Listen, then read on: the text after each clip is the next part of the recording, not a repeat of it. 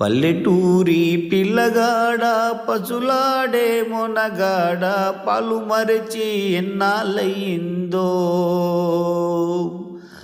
ఓ పాలముగ్గల జితగాడ కులు కుదురి ఎన్నాళ్ళయిందో. చాలి చాలని చింపులంగి సగం గాలి చల్లగాలి గోనె సంచి గున్నర పెట్టావా. ఓ పాలబుగ్గల జితగాడ ఎన్నాళ్ళయిందో. పల్లెటూరి పిల్లగాడా